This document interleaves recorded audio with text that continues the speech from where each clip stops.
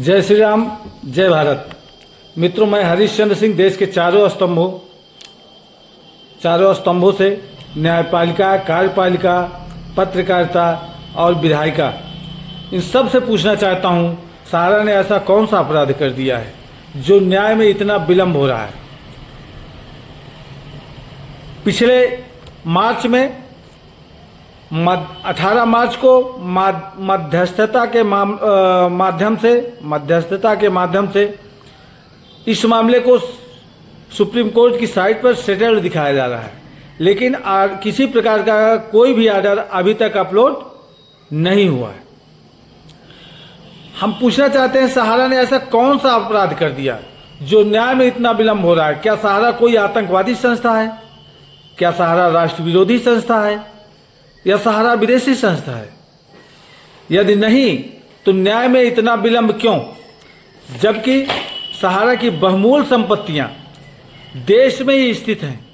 सहारा के समस्त क्रियाकलाप भारत सरकार के नियामकों से पूर्व में ही स्वीकृत हैं।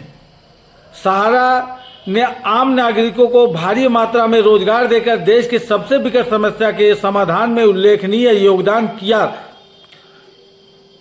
किया था। प्रत्येक मौके पर देश के गौरव और संप्रभुता का मान बढ़ाया था। हमारे अभिभावक स्वर्गीय सहारा श्री जी ने एक ऐसी संस्था की संरचना की जो निरंतर प्रगतिशील होकर नए नए रोजगार सृजन करती रही है।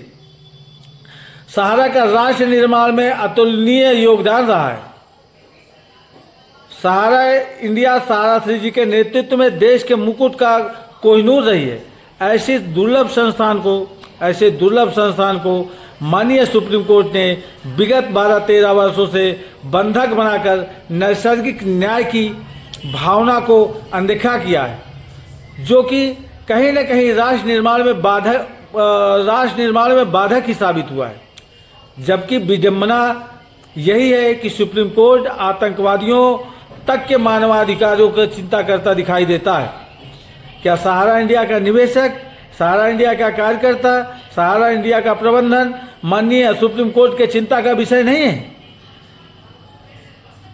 क्या सहारा को समय रहते न्याय नहीं देना राष्ट्रीय अपराध की श्रेणी में नहीं आता है? देश के आदि जिम्मेदारों से कहना चाहता हूं, सहारा को आजादी दो। आपका काम है देखरेख करना, सो करो। आपका पोर्टल पूरी तरीके से फेल है, या तो इसको सहज और सरल बनाइए, अन्यथा सहारा को जिम्मेदारी दो। सहारा की ब्रांचों से भुगतान स्टार्ट करो, अन्यथा आपके ये तारीख दर तारीख के खेल में और ये जो आप चटनी चटा रहे हो पोर्टल के माध्यम से, मैं चटनी इसको बोलूंगा। किसी का 5 लाख जमा है, 50,000 पोर्टल में विभिन्न तरीके से परेशानियां खड़ी होती हैं, उनको सही निवारण करने के बाद मात्र 40-50 हजार रुपए भुगतान आ रहा है, तो चटनी नहीं तो और क्या है माननीय महोदय? देश के आदि जिम्मेदारों से मेरा कहना है कि अपने कर्म से डरो।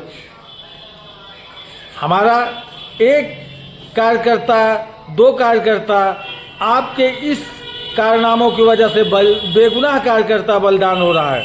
तो प्लीज अपने कर्मों से डरो, क्योंकि मरने वालों की आह और बद्दुआ किसी को छोड़ेगी नहीं, क्योंकि गरीबों और बेगुनाहों की आह से बच ना पाया कोई। और विश्वास न हो तो जानिए रावण, कौरव, कंस, और वर्तमान में देखिए विदेशी महिला का वंश। इन्हीं सब बातों के साथ साथ मैं अपनी वाणी को विराम देता हूं। जय हिंद, जय भारत, जय सहारा, सारा प्रणाम।